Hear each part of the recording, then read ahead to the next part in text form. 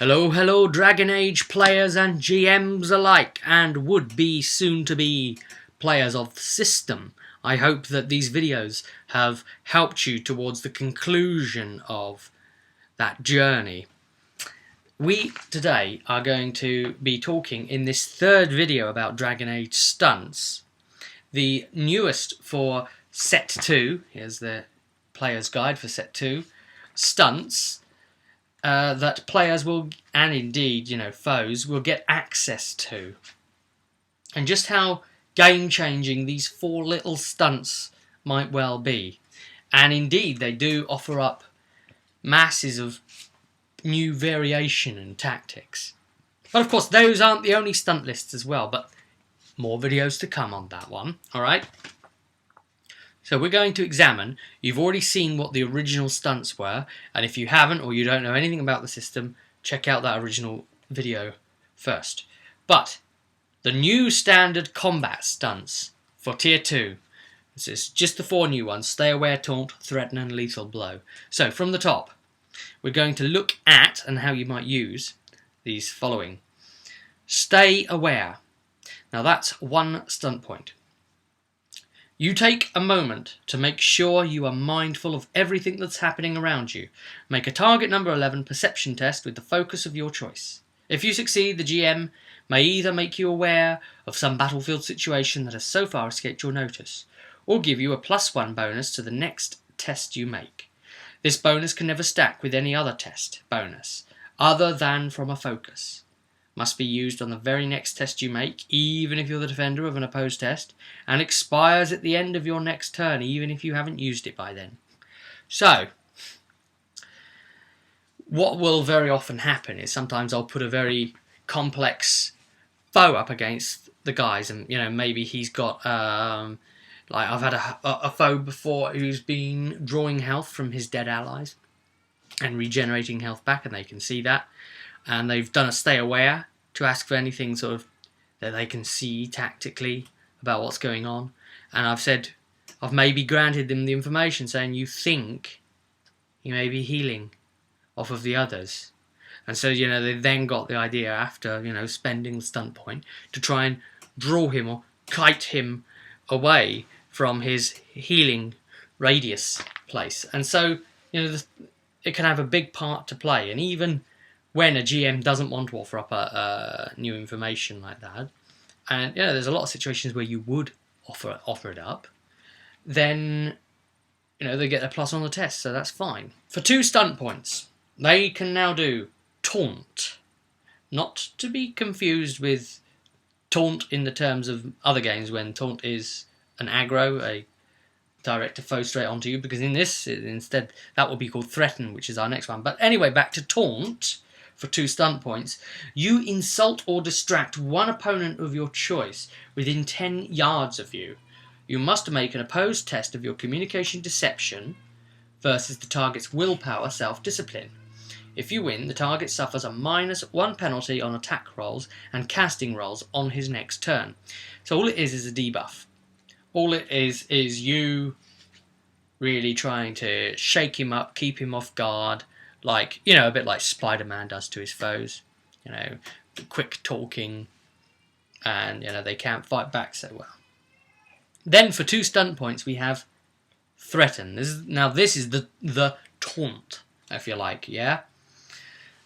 You strike a threatening pose, challenging an opponent of your choice within 10 yards of you. You must make an opposed test of your strength, intimidate, versus the target's willpower, self-discipline. If you win, he must attack you in some way, melee, missile, spell, etc., on his next turn. Now, I cannot overstate the absolute power of that stunt.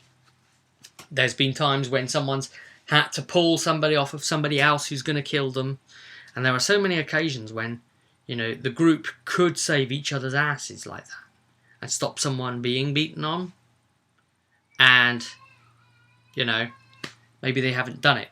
But, sometimes the foes will change aggro. But on foes that don't appear to be, then, I'd say that Threaten would be quite useful. And another thing you could do as a group is you could spread the incoming damage out from the boss all around the group instead of onto one poor individual if you don't have that sturdy a tank. So instead, it could be like one person does threaten and then he gets his ire, and then when he looks like he's in trouble, another one does threaten to get him off him, or that first person heals. So there's all sorts of ways that you could play this. When the chips are down, if your players die, ultimately, there probably is more they could have done. I always say this, did they spend all their potions? Did they work it brilliantly tactical like they could have? Did they spend their stunts wisely? So there are those things to take into account. But truly very powerful. It's not a radius threat, because that would be a bit much, especially at tier 2 anyway. But a proper threaten. Yeah, good stuff. Finally, for 5 stunt points, we have Lethal Blow. You inflict an extra 2d6 damage on your attack.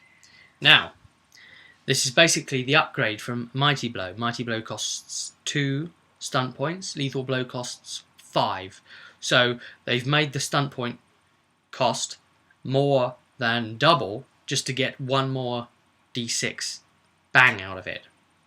So, not all that special? Well, yes, it is quite special, because for starters, that extra d6 might mean the difference between armor penetrating or, not even doing enough damage to get past whoever's armor.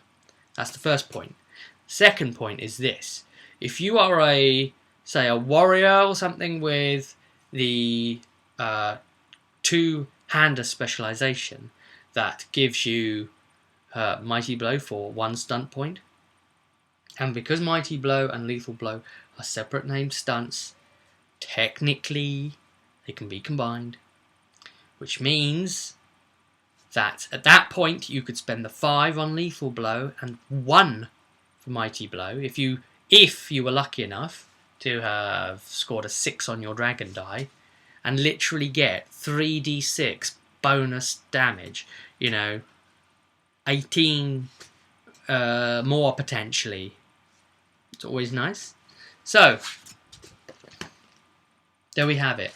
That's the set 2 standard stunts with a few thoughts on it as well. Quite short, just 4 of them to digest and think about, but you can see here how the game is evolving.